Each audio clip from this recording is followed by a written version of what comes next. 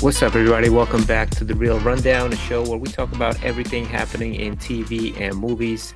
This week, we're going to review Salem's Lot. We're going to catch up on The Penguin. We're going to react to the Joker reactions and everything else we've been seeing on the TV and in cinemas. I'm here with the homies, Pedro and Paul. What's up, guys? What's up, Happy fellas? October. Yeah, spooky month. We're in the month. It's the spooky month. We're all month. I'm watching horror stuff, and that's all we're talking about is sort of horror movies, Halloween movies. It's a great season to be watching TV, to be going to the movies, because all these apps are just like in your face with pushing all these awesome movies. What has sort of hit your screens lately? What have you been watching? Or what maybe surprises hit like your cues? Well, you brought up a point. All the apps are hitting you. If you notice, like all the apps, the main apps have this like Huluween Yeah. or Disney has and that's pretty dope because it just throws all their good Halloween, collections in one spot, and you kind of like siphon through it and see what you like to check out. I Yep. haven't really noticed one in Prime. Prime, I've seen they do Prime like is the a horror worst, section. man. Those guys, they don't know what's going on. But they got a lot of great content. It's just hidden. It's not well, shown to people. Yeah. I wish they did like a Halloween section. It's just you got to look through the horror and that's it.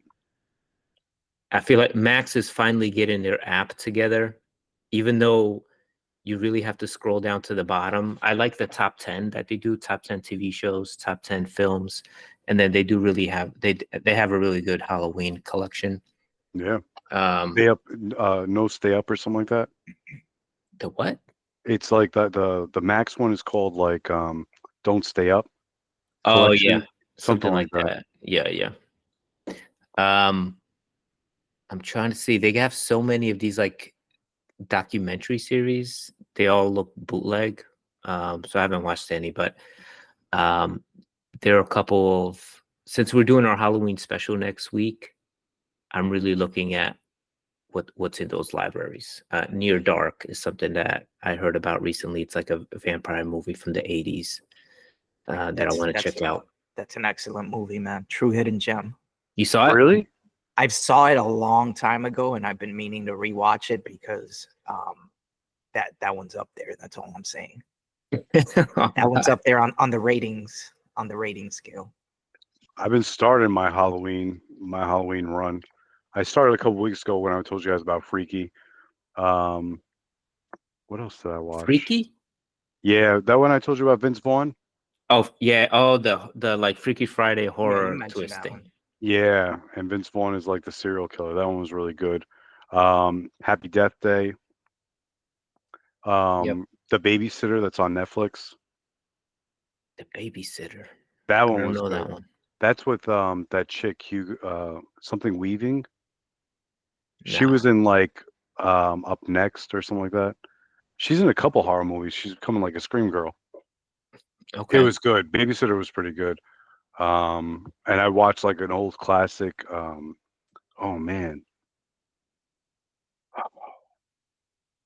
I can't think of it right now. You went to the movies, you said, You've right? been You went keeping to busy. I went to the movies for Animation Corner, so I saw Transformers 1 and I saw The Wild Robot. Just this weekend, I saw The Wild Robot. Was it as good as everyone says it is?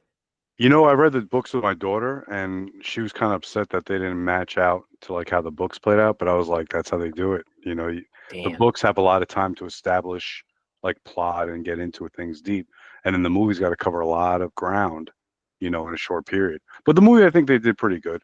They just changed a couple things. It's like it's never gonna be perfect with a movie book, but it was pretty good. It was like it was definitely a tearjerker. Transformers 1 was like real good. I heard that was good, and I'm like, how? I Yeah, don't get it. people, I hate it because they use it so much, but they're like, oh, it's a Spider-Verse of Transformers. But it kind of was, man. It made you feel like, oh, so this is where Optimus and Megatron came from. This is where I love those stories where it's like, you know, big enemies started out as like friends, Hmm. like arch enemies like Lex Luthor and Superman. Like they did on Smallville. They started out as friends. They were really good friends. And then little by little you see that deteriorate and that story play out. And they kind of did that with Transformers 1. It was really good. I like getting those surprises. That happened with me, Pedro. I don't know if you remember last year when I came on and I was like, yo, I just saw Dungeons and Dragons. Yeah. And that movie had me dying, bro. It was so funny. That movie And surprised a lot of people. it surprised a lot of people. The 'Cause audience it looked can trash. check back on that episode we did on that. That was a good one. If you That was a good one. look back to last season. But those movies, you see the trailer and it's like, okay, this is not for me. This looks corny. And then you hear the reviews are pretty good. And then I ended up seeing it, like, I don't know, a couple weeks or months later, and I loved it. But let's get into it. Let's get into the show. Let's get into I just want to talk about Penguin real quick, just because last week we talked about the premiere. There was some sort of back and forth and different opinions on the show. Pedro, you weren't really feeling it because it wasn't gritty and grimy enough. How are you feeling about the show now? I know you didn't watch last night's, but you saw the second one.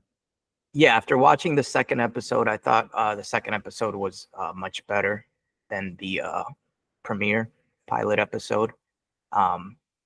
Brought this show down, I think, to me, to a little more realistic level. And yeah, I thought it was a good episode. So, I'm interested in watching the next one. Yeah, I think I agree 100%. And I was surprised. Well, not surprised, but everyone was praising obviously Penguin, but the actress. And I know we had trouble with her name last week, and I already forgot it. But I thought she stepped up even more in episode 2. I thought she was so impressive. And I agree with you. The show kind of settled after that first episode. Like they included a lot in there in the setup, but the show certainly settled now. Episode 3 also feels very singular. Obviously part of a big world, but it feels singular in terms of it's just telling one story here. Well, actually, it's telling 2, but it does it in a really smooth way. It's really doing a good job of building this world and fleshing out these characters. It was Christine Milioti. Milioti. Yeah. And she was really good in episode 3, and it Mhm. looks like she has a standalone type episode that does a flashback of her getting sent to Arkham. Oh, Yeah. sorry, this was killing me because Scott's not here looking stuff up. So it was Jeepers Creepers. That's what I recently watched. That old. Oh, that's a throwback. good movie. Oh, Yeah, excellent. that was a good horror movie. And what I was trying to say was The Babysitter. It's on Netflix, and it's Samara Weaving, and she was in Ready or Not. She was 3 Billboards Outside of Missouri. Mayhem. She was in a bunch of movies. She was in Scream 7. Sorry, no, 6. She was like in the beginning of Scream 6. So she's starting to be like a Scream Queen type. And she's pretty good. She's really good. Ready or Not was pretty good. Those are all good movies, yeah. So, Yeah. good lineup right there. Sorry, I had to get my Scott on real quick and search some stuff up. Scott, he says he's going to join us shortly, so we'll see. As long as he makes it before the main topic, we're in good shape. Paul, you mentioned earlier on the text chat that you did end up seeing Joker this weekend. It's getting a ton of heat. It's getting a ton of heat online and a ton of disrespect online, and I feel like it's becoming a trend just to like bag on the movie. And a lot of the reviews that I've read, or I've read a few that actually praise it, but a lot of the YouTube reviewers are really dunking on the movie. But I'm not seeing a ton of things that are specifically being pointed out as to like why the movie is bad, other than the singing. And look, if you're not into musicals, that just might be out for you, which is the case for me. I'm just not into musicals, so it's very hard. But what the whole movie's a musical, or just certain parts of it? The whole movie. I mean, they're not singing throughout the entire film, but like a musical, it's split between dialogue and singing scenes. So it's like a lot of songs, though. Yeah, it's like, yeah, I know what you mean. For me, I didn't think it was great, but I didn't think it deserves all the hate that it's getting. I think it was the next logical step in the movie. Like, If it pretty much follows up, what is it, a year or two after the Joker ends. Hmm. I think the ending's very decisive. Like, you know, a lot of people are split on that. Real And just bleak. like they weren't expecting it to be such a musical, but you know, they've been saying it all along. I hate the theories that I'm hearing like Todd Phillips has given up like a middle finger to all the fans because he didn't want to do this and they forced him to do it. He got paid a lot of money. I don't think they forced him to do anything. And he had No, his they own didn't. vision and he did it. And I think he put it out there. I think it was very unique to go this route, a musical. You got Lady Gaga in there. And it was just a way, you know, before there was a lot of music in the first one too. He was dancing down the stairs. Like Right. for him, Joker, this was just a natural transition where he got into his psyche through music. That's how he accessed these memories, like where he tied into his feelings or whatever. And they just elaborated on it. I saw it as it wasn't amazing. I don't think it was like a great movie. I thought the first one was pretty good. I didn't think it was like to me, The Dark Knight, like nothing tops that. So I don't even Hmm. think these came even close to that kind of level. Or either one of them. But I don't think the second one is bad, deserving all this hate either. Yeah, I agree. I don't think it deserves all the hate that it's getting. I think some fans, the diehards, fanboys, whatever you want to call them, they are taking it personal.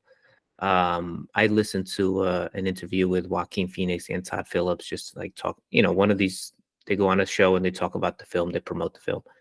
Um, and they talk about like how they came up with the idea. They both really wanted to do it. They love working together. Like there's no conspiracy here. Like, hey, let's make a terrible movie and just dunk on everybody.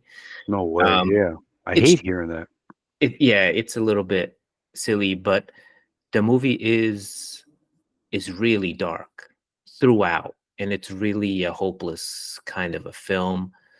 There are some, you can argue that like parts of it don't really hit, don't they seem like they don't go anywhere.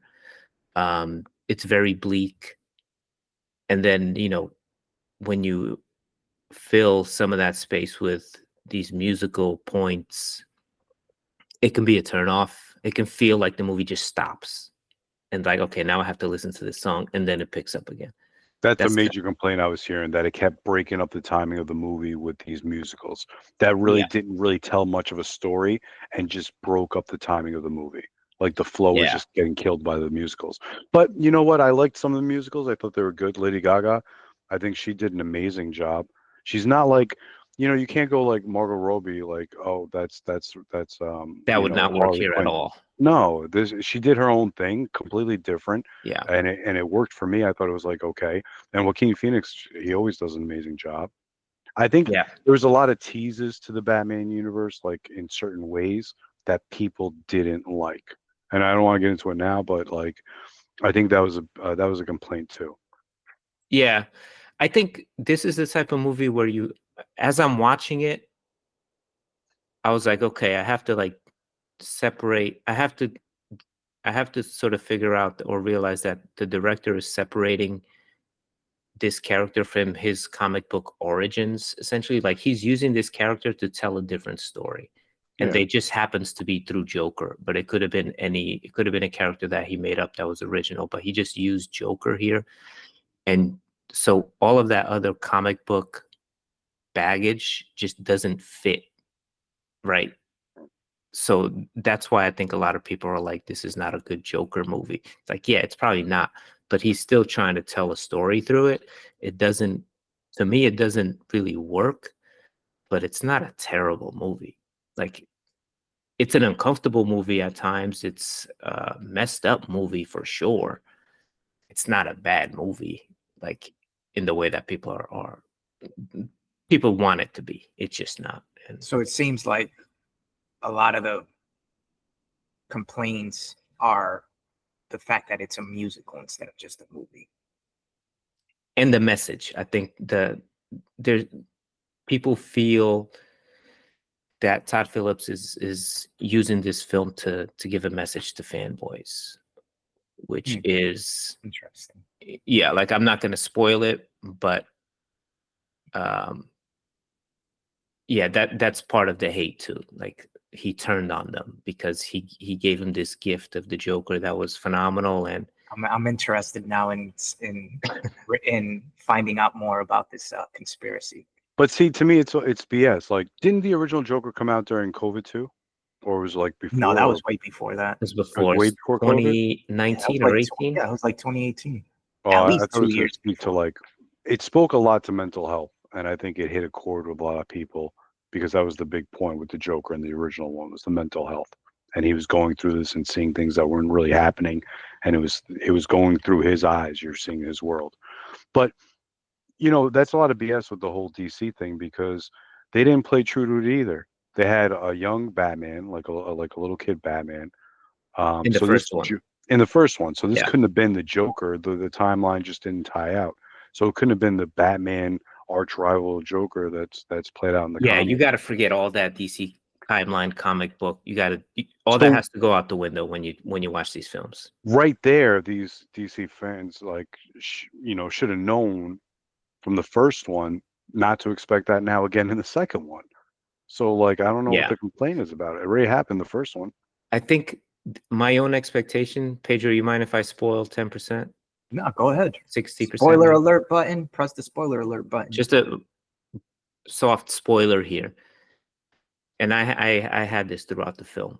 The movie's frustrating to watch. Again, if you don't like musicals. If you like musicals, I'm curious to know what your opinion is on the movie.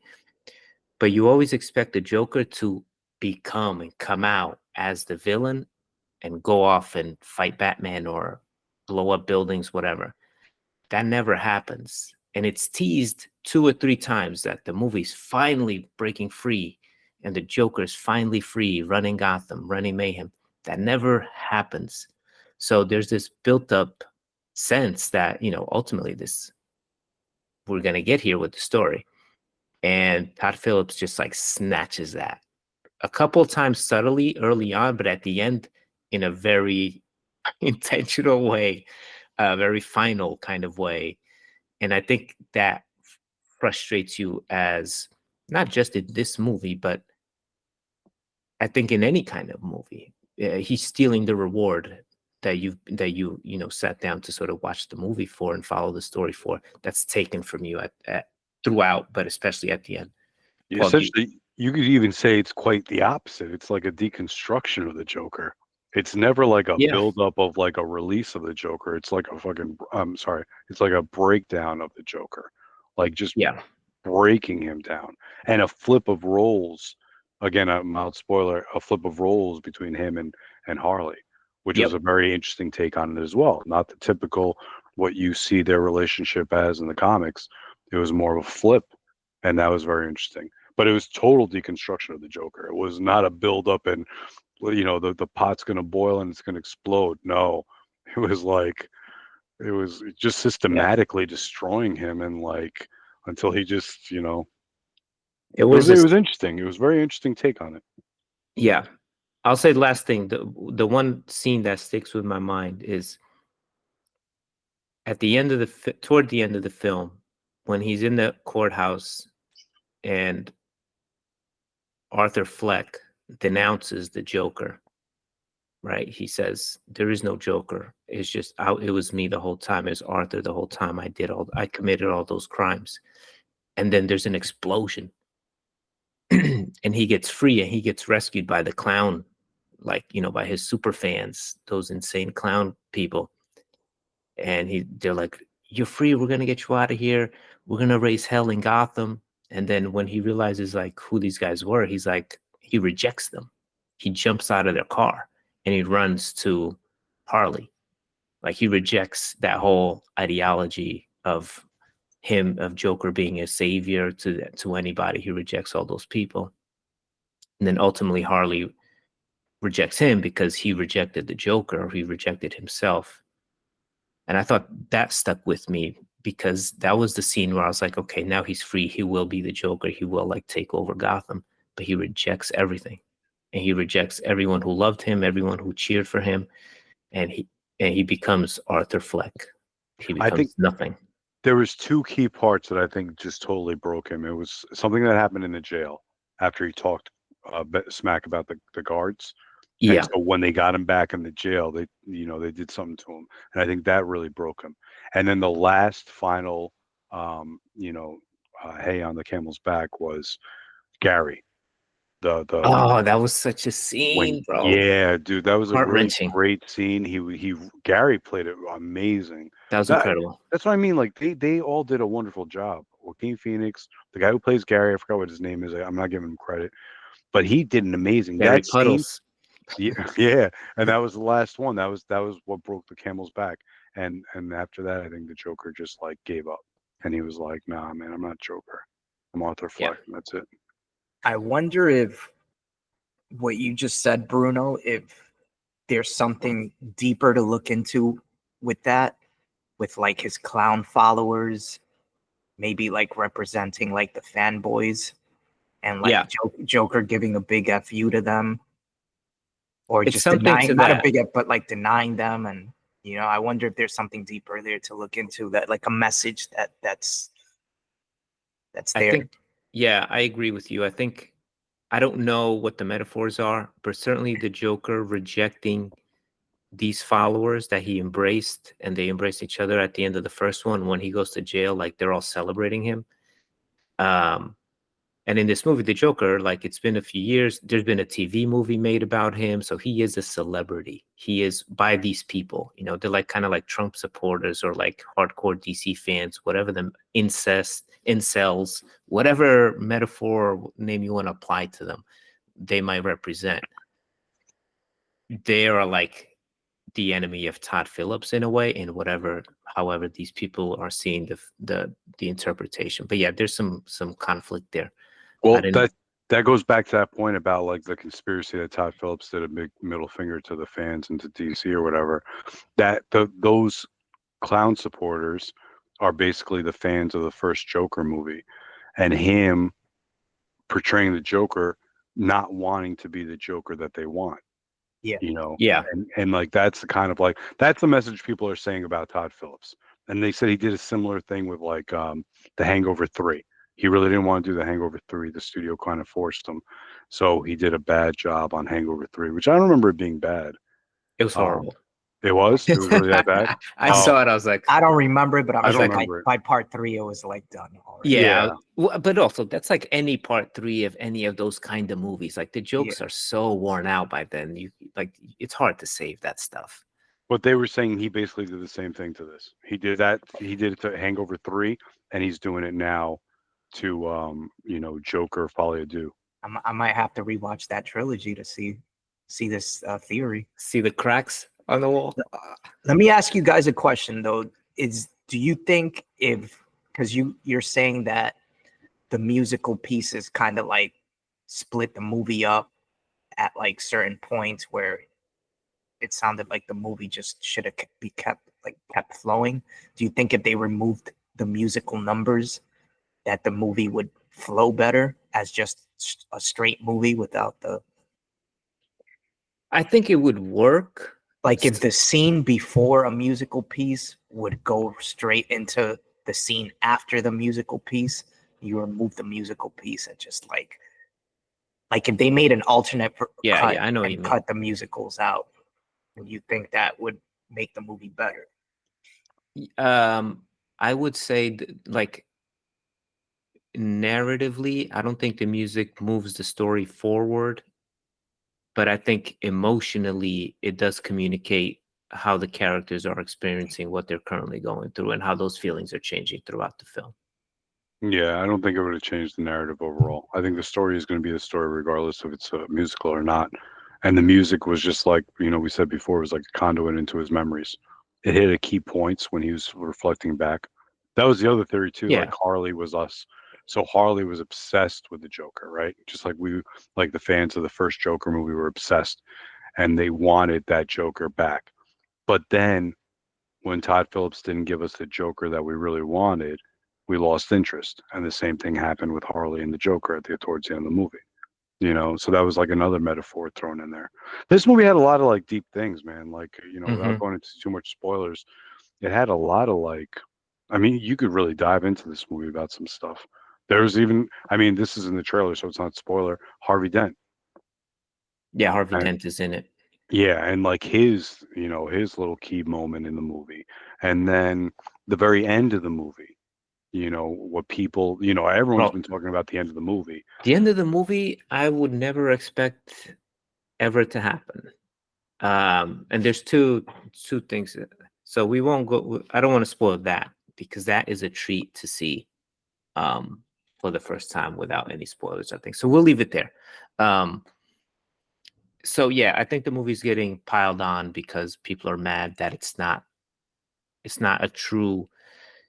direct sequel to part one in terms of like how that story is told, or maybe they don't like what happened to the Joker character or how he's portrayed. But it's by no means a bad film. The cinematography, the setup, like it's all, highly well done. The writing is fantastic. Joaquin Phoenix is probably going to get nominated for another Oscar for this role. Like, the movie's going to be fine. Joaquin Phoenix and Todd Phillips' career are going to be fine because it is a good showpiece. Like, it takes, even though the movie's not well received, it takes a high level of skill to pull this off. I think it went into a perfectly natural progression. Look, he did what he did in the first movie, and now here's the repercussions. He went to Yeah. jail, and now he's facing trial. And this would be the totally organic sequel to the first one. The one thing I gotta say that's negative is like, dude, I don't know where they put $200 million in this movie.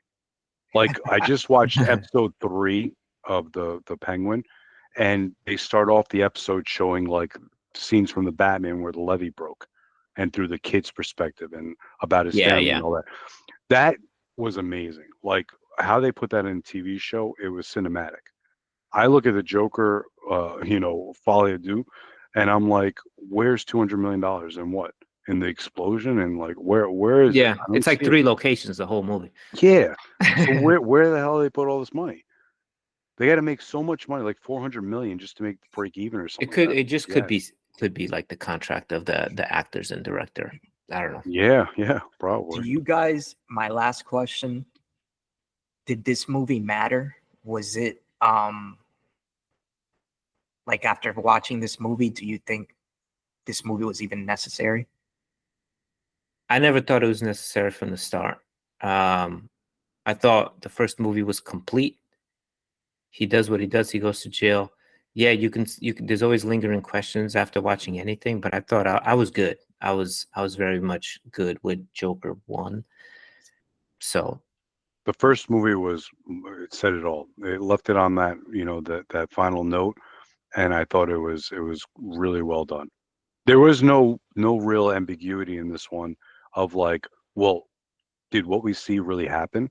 As like we did in the first one, when all the revelations started happening in the first one. Do I think the second one was needed? No. Was it like satisfying to see how the Joker ended, I guess, or like where the movie ended off? I mean, it didn't really need a second one. It wasn't horrible, but it didn't need it. The first one said it all. I think the first one did it really good. Some movies just don't need sequels. yeah, I agree. Okay, we'll leave it there. That went longer than expected, but I think it was good. That was a great convo. We'll jump ahead to the main topic today. Wait, before you do, Pedro, you had brought up before real quick, McMahon. Oh, true. Just quick opinions about it, like.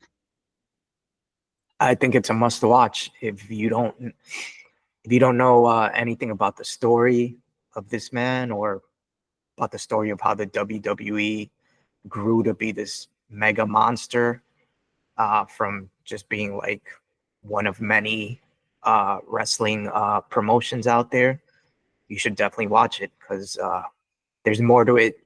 The documentary series is more than just this guy's like life and biography and like what he ended up in recently.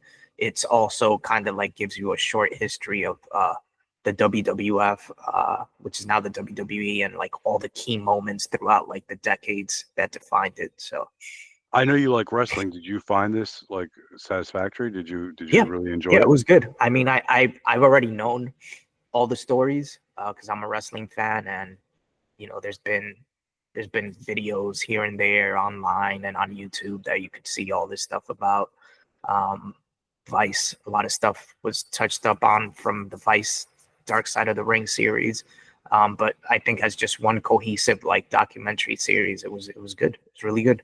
Now, you guys saw that thing about McMahon, right? That he was willing to try to buy it. Do you think Yeah. do you think there was anything in there at all that should have ignited him wanting to buy it, so it was never aired? Like they didn't touch on anything of like towards the end, just like the final like whatever, maybe half an hour, 20 minutes You're about the saying sexual you're saying that allegations. he wanted to buy this documentary from Netflix? Yeah, so Oh, it would I didn't never know see that.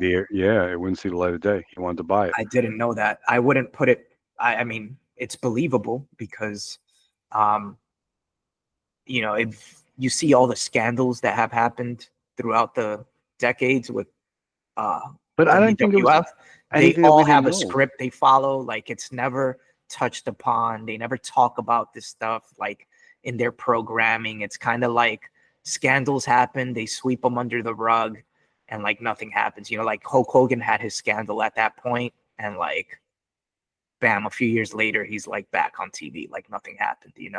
But I don't Um, think it was anything that we didn't know, like, and I'm not I watch wrestling because my pops watches it, but I'm not like a huge wrestling fan. But I knew about a lot of this stuff already. yeah, Like yeah, just no, the I mean, news.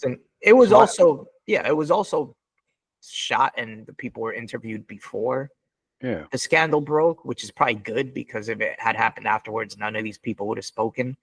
But that's just what they do, man. They hide the bad stuff and just show you like the shiny, go happy stuff on TV. Like But I the wonder if it was another like manufactured hype because Netflix just did that deal for the Raw, like the $10 billion or could whatever. be. It's Could be also that, yeah. it's also just hitting at the right time, right after the scandal broke. So maybe a lot of people tuned in wanting to know more about uh the sex scandal that Yeah. the accusations, but since this happened before, it's all they could do is just touch up on it lightly. And I like the way they kind of like sprinkled it throughout every episode, and then finally towards the end, like they got more detailed into it. Like I said before, I think what would have helped a lot is having uh maybe like the people that were affected by this, the accusers and stuff. If they could have gotten an interview, that would have made it maybe like groundbreaking. um but yeah, I mean, I'm not surprised, that if he tried to buy it and hide this. If you pay attention to like the WWE talent, um when they're on camera talking, they all kind of like sound the same. It's because they all have a script. They all owe everything to Vince McMahon, so they're never gonna talk bad about him or the company. Um, I'm sure a lot of the people interviewed, when they got presented with certain questions, they were just like, "Next question," not answering that. Next question. So, but yeah, it's they erase history and then portray history the way they want it to be told. And if you watch their programming throughout the years, they even showed how like after the scandal broke, he like was gonna step down, and like that happened like over the weekend, and like the next episode of like Monday Night Raw, he was back out. He came Mhm. out. And like the same thing with the Chris Benoit after the murders happened. They like erased him from his history, never mentioned him, and like a few years later, or maybe not a few years later, but just recently, they brought all his stuff back. You can find all his matches. They mention him by name and stuff now. So I think they always bring stuff back. one of the themes that came across pretty much every episode was how he would leverage things that are going on in real life and incorporate that into the story of the show. And the show was always a reflection of modern day reality, or maybe the ugly side of it. And another thing was that, and this came out on, I think it was episode 2 or 3, where the steroid scandal. One of the wrestlers said, in this business, we protect the business. And that's also something that, Pedro, to your point about like what they say or don't say on camera, I think that's that mentality. It's like, we protect the business. Yeah. Because it's very singular business. It's WWE, and that's it. Occasionally there's another organization, but they're the big dog, and they protect themselves. And it's ultimately all these people's livelihoods, you know, not just the wrestling talent, but the writers and the promoters and the, you know, like they're not going to shit on their industry and bring it down because that's going to hurt their pockets, you know, and the way they make money and feed their families. I guess I just didn't see it like I was expecting him to come off as a huge villain and like really bad. You didn't get that? Not I that thought what he came off as like one of the biggest villains in like the history of humanity, bro. I saw more as like he was the creator of this. This was his baby, and he was willing to do anything to keep it, protected. Yes. That's Yes. what I saw. Like, not that he didn't do despicable things, of course, but I didn't see him as like a villainous person, like an evil person. I saw him more like he just wanted to protect his baby. He was willing to do whatever it took to make sure his business succeeded. It wasn't about him. I never felt like at any moment it was about him, but it was about Oh, the business. It was always about WWE protecting it, making sure it succeeds. yeah, but I So think it's like, he's a guy. His ego came through constantly. I feel like. but he always Um, made himself look like an idiot in some of the all those fun times with like him and Stone Cold. He always made himself look horrible. So it wasn't like his ego where he had the script, things to make him look good. He was willing to look like an idiot. He was willing to look like the patsy, you yeah, know. but it's Think easy to do that when you're the king of the world in that world, anything you and say goes, you're no matter what. benefiting from that. Oh, people want to see Stone Cold hit me with a stunner or throw a beer in my face. Let's do it. I'm gonna get richer. But see, I see certain people when they're competitive, they don't want that. They got to be number one. They got to look at like you hear some of these stories with like Stallone and Arnold Schwarzenegger when we did that doc back then. They had it written. Vin Diesel had it written. The Rock has it written in their contracts that they will not lose a fight on film. It has to like end in a draw or whatever. But he was willing to like get spit on, made fun of, look like an idiot. Yeah, yeah. Like I don't know. I didn't see it like I No, don't know. It's just, he's an egomaniac. Don't let yeah, that fool Don't you. let that fool me. He's insane. I think He's one thing ruthless. the documentary did well is it kind of showed like, you know, as the progression of the different eras happened, how he got more and more like maniacal and like intertwined with the story. Like he started off just being one of the commentators, you know, and then like once he started showing his face on screen and like becoming this character, he just like you said, became an egomaniac and just started doing stuff like he's cheating on his wife in the show, making out with women in front of his wife Right. while she's in a wheelchair. And it's like, well, you know, like everything in, you know, he's saying in one scene, he's saying everything in wrestling is based on reality and our culture. And then in the next, he's saying like, oh, nah, but that stuff with me, like, nah, that was just made up. That's just a character, you know, but everything Yeah. that's come to light that he's done in real life, like all the villainous stuff he's done in real life, you just juxtapose that with what he did as that character, Mr. McMahon, and it's equal. It's the same thing, you know. And yet he's right there, like sitting there giving this interview and denying that it is. Right. When it's like now that everything's come to light, it's like, bro, you were just playing yourself. He's still denying it. Even with all the wrestlers, from Hulk Hogan to Triple H, they're all like, yeah, the guy you see on TV, that's basically Vince. Yeah. There's like, you know, there was a scene when they were saying like that's him to the teeth, you know, and he's like, Yeah. he's saying no, and it's like, yeah, well, you were cheating on your wife, you were sexually, you know, putting people in like these weird positions and doing stuff for favors and stuff, and like you played an asshole on TV, and that's how people describe you as a boss, and it's like, That's funny because I saw it like I don't know. I'm probably gonna seem bad, but I saw him as like a dedicated like first one in, last one out, willing but to he die is, for it. he Like is, he found something that he was like amazing at, but he is. and he Nobody's happened to love denying it. that.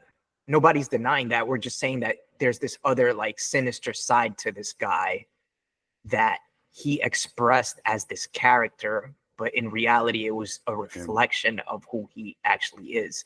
And anybody that knows wrestling or wrestling characters understands that the best wrestling, the best wrestlers, the best wrestling characters are just like an exaggeration of who they actually are in real life. Yeah. Yeah, I guess I didn't think about it that way. Two final notes from me.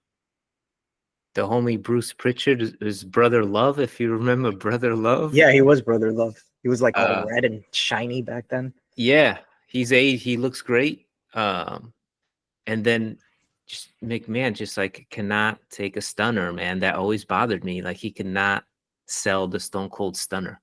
He can never sell it as good as other people. Nah, I just That was some of my favorite, man. Stone Cold and Vince, like their like back and forths was amazing. yeah, attitude era, man. Okay. Let's move on to our main topic. Today we're running long, but Salem's Lot. I don't know how much we'll have to say about this film. Directed by Gary Doberman. He directed the Annabelle Comes Home horror movie. He also wrote a couple of other horror movies. He wrote It and It Chapter 2. It was fantastic. Chapter 2, not so much. It's a adaptation of a Stephen King novel, Salem's Lot. I think this is the third adaptation. And it recently came out Friday or Thursday on Max. Just a quick Damn, I hate to leave off on this note on the pod wow. with this movie because I just was not entertained. No. I saw one. There was a really cool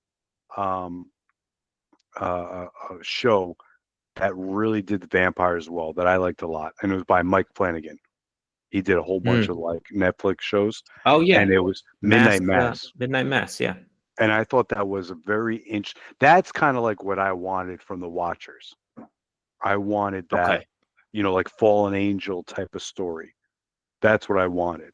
And he did it so well in Midnight Mass. I really enjoyed that series on Netflix. And I need this to finish was watching not it. that. I started watching the first one, and Oh, Midnight I Mass really was liked so it. really I good. good. completely forgot about it because I like you want horror stuff for for the spooky season right now for October. Mike Flanagan's stuff on Netflix, man, all of it it's really hard. It's good. Can I give you one hot take? Midnight Mass is the only good thing he's ever done. But I No, digress. everything else is not good. I know that's not a popular opinion. But so just back to Salem's Lot. I can feel there's not a lot of love for this film, but the story is pretty simple. Ben Mears, who's a writer, he comes back to Jerusalem's Lot, where it's his childhood home. And then they discover that the town is being preyed upon by vampires. And then he and a couple other folks from the town sort of fight off the vampires. That's a very disrespectful description of the book, but that's a very simple explanation of the film. I'm a big Stephen King fan. I always give his stuff a shot. I haven't read a ton of his books, but I always like his adaptations, I guess. I always give them a chance. they always translate into good movies most of the time. Yeah, they're either Almost all the good time. or sometimes they're just really bad, but they're at least interesting. So I felt this movie was pretty basic, pretty disappointing, extremely straightforward. I think last week, Pedro, you made a point of you made a point of saying that the Penguin was like every scene just leads to another scene just to get to the next scene, and this is literally what this movie is in its purest form. There's nothing else happening here. They're just getting from scene to scene just to get to the end.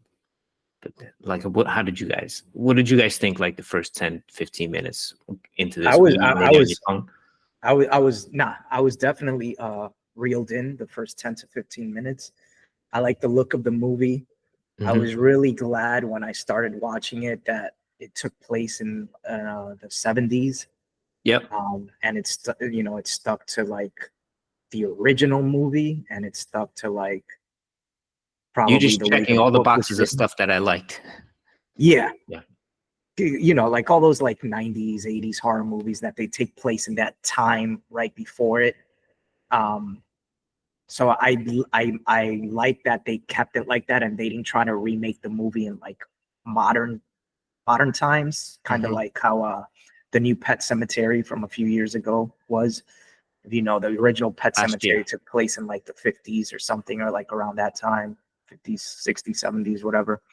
But then the remake was like modern. I'm glad they didn't do it with this one. And I also think it's important because in that whole Stephen King universe, I believe all these stories take place around the same time. You know, there's that theory that all his stories are like from the same universe and stuff. It's the multiverse. So yeah, I didn't read much of multiverse. Stephen King, but I have read the entire Dark Tower series, and that's where sort of a lot of this stuff happens. That's what I gotta check out next, Dark Tower. I never saw that movie. I heard it wasn't great, but I want to check it out. It's total garbage. What? Oh, damn.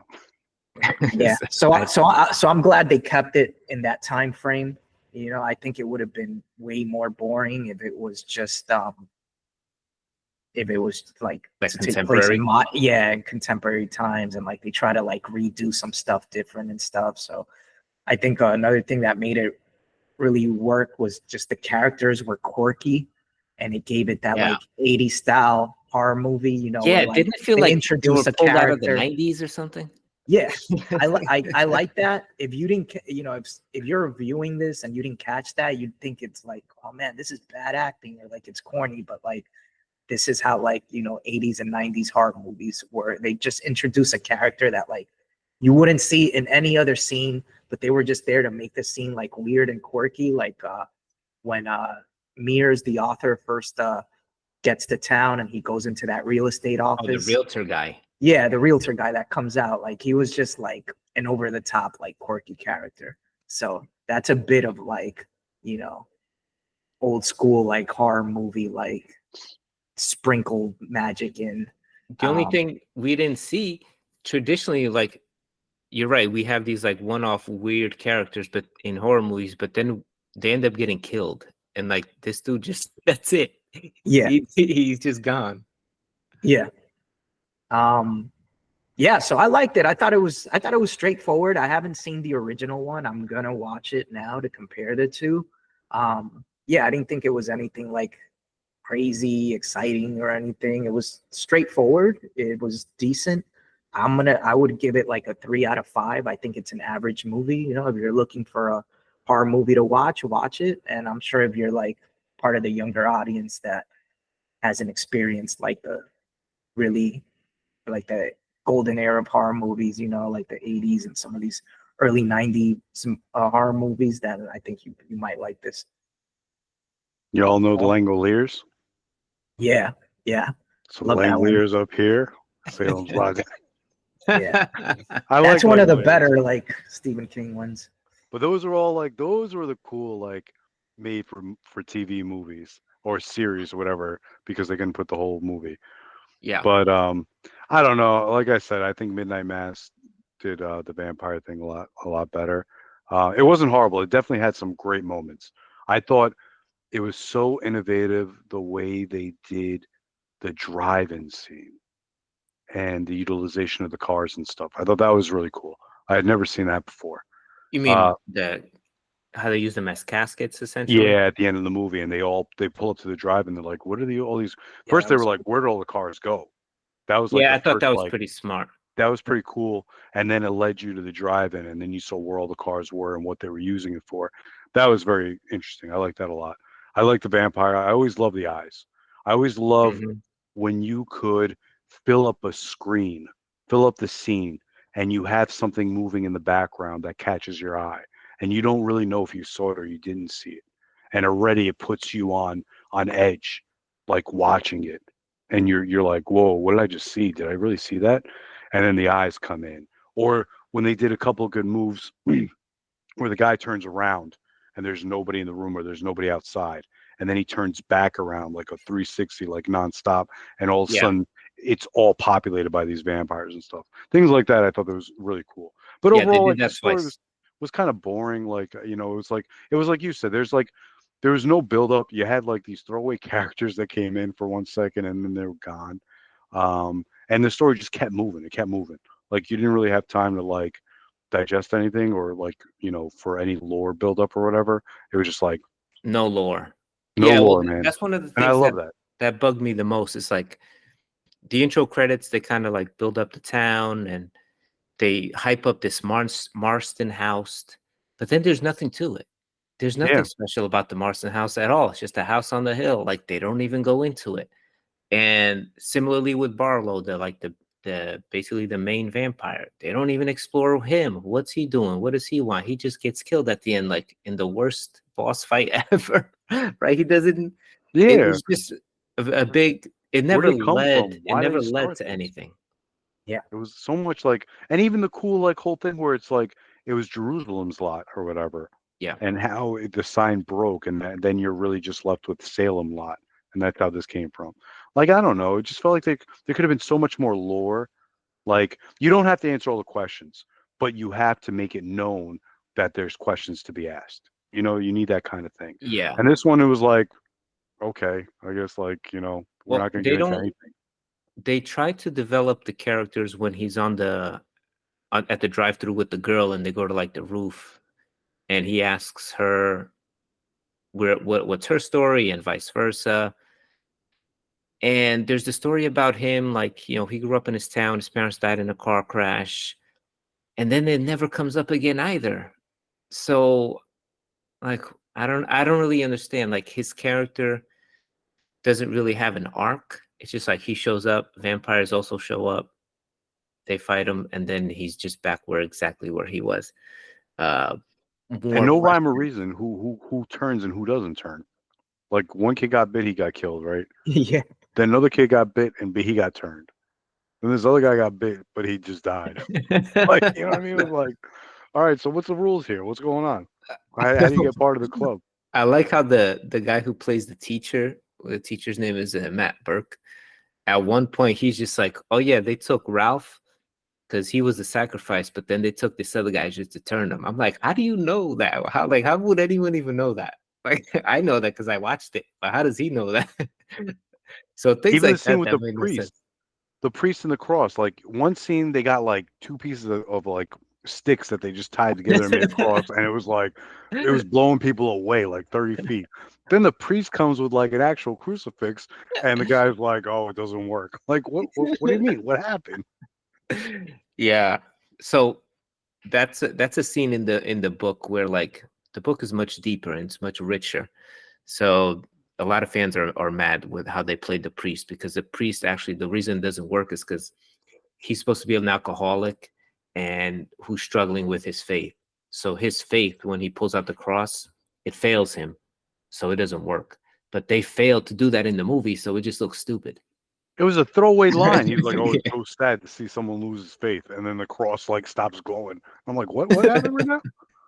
And they say, oh, when they're at the drive-through, the girl goes, "Oh yeah, that's Father Callahan. He's an alcoholic," and he's just like in the front seat, fucking drinking Old E or whatever. Like, just Yeah, random.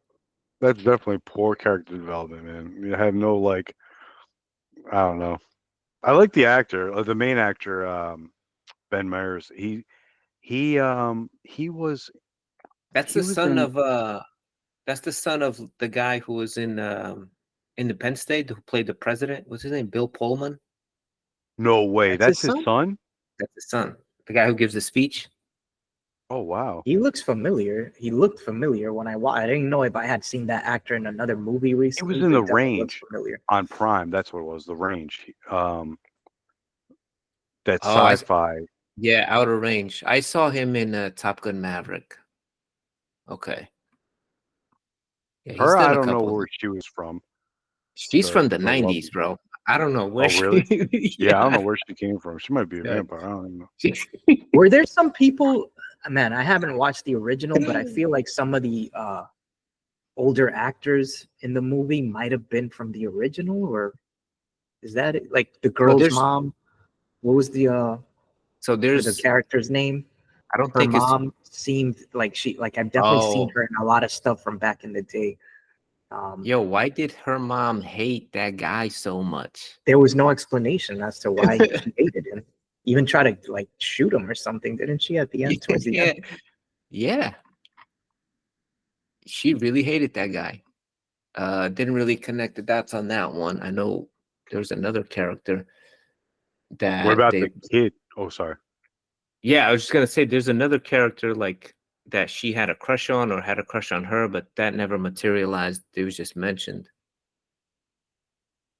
Yeah, the Um, priest mentions that it's a small town. Word gets around that he's mad because he actually liked the girl. Um, yeah. So they're in the Mhm. back of a pickup.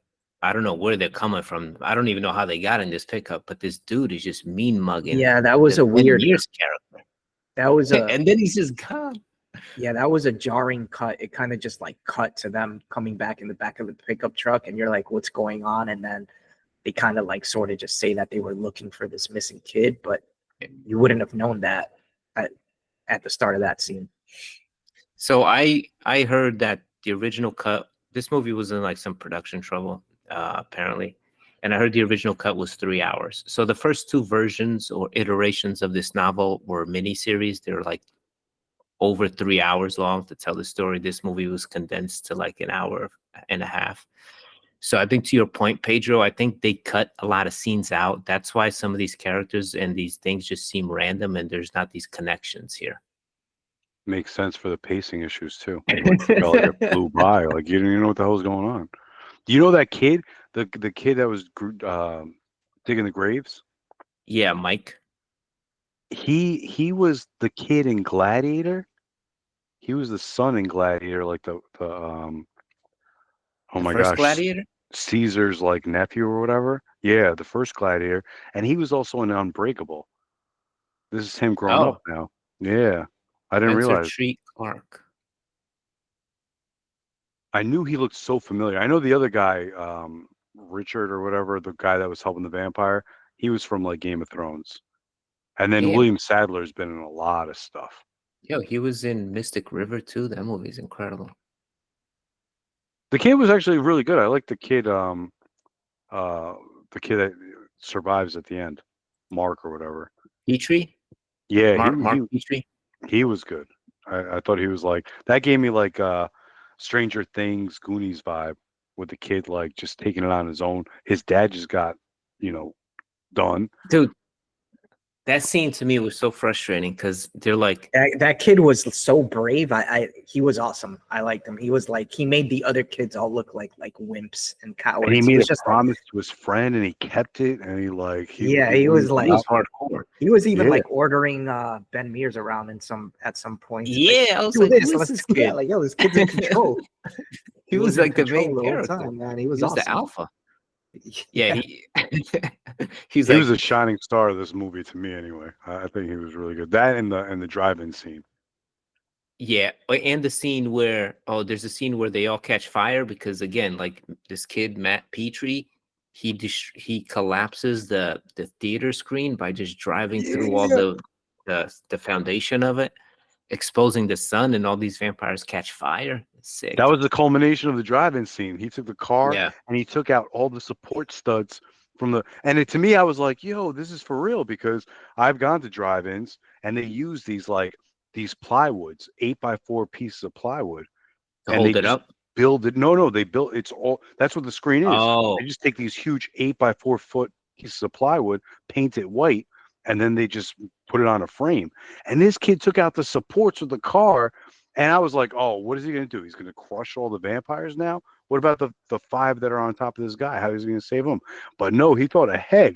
He yeah. thought like he was playing chess and I was playing checkers. This was 'Cause not he his first vampire movie. no, man. He took it out, and it was just to let the sun come through to explode all the vampires. I was like, oh wow, that scene had me like that.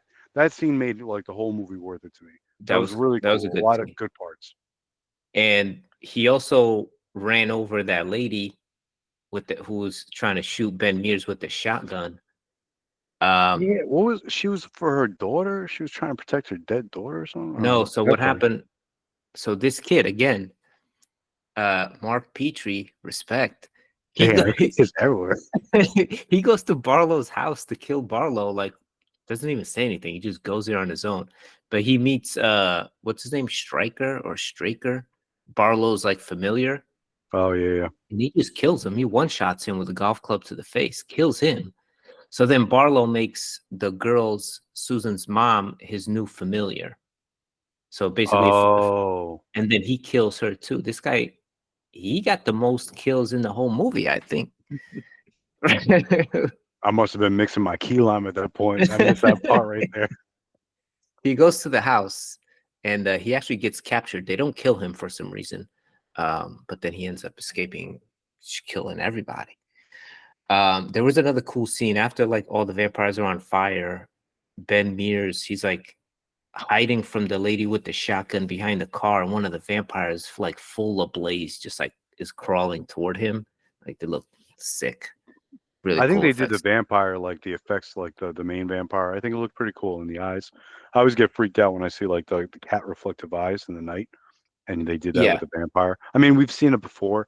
It's not anything new, but I think they just did a really good job showing that. I liked how they did that. And the kid. Oh, go ahead. You're gonna son, say the same thing. Yeah, go ahead. The son from Homeland, oh my gosh, Homelander's son was in this movie too. He was that kid that got turned. Oh, really?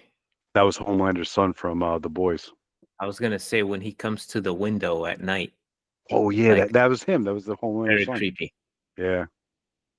Yeah, they did some good things.